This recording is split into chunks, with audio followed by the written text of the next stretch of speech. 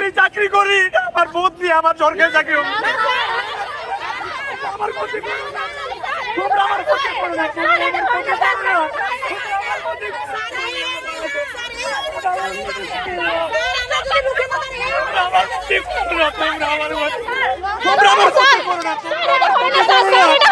আমার ক্ষতি করো না।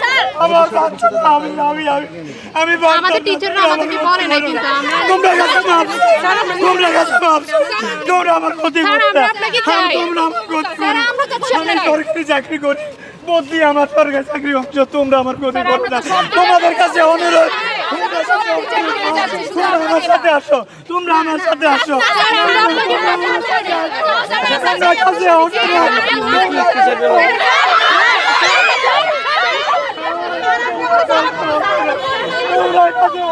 এইখানে আমরা সবাই নিজ তাগিদে এসেছি, এখানে শিক্ষকদের কোনো হাত নাই। আমাদের শিক্ষকদের চাকরিতে যদি কোনো হাত পড়ে, আমাদের শিক্ষকদের যদি কোনো রকম কোনো উপর থেকে চাপ আসে, এটা কিন্তু আরো গভীর হবে। এটা শুধুমাত্র মহিলা কলেজ পর্যন্ত থাকবে না। আমরা শান্তিপূর্ণ অবস্থান করছি, আর কিছু না।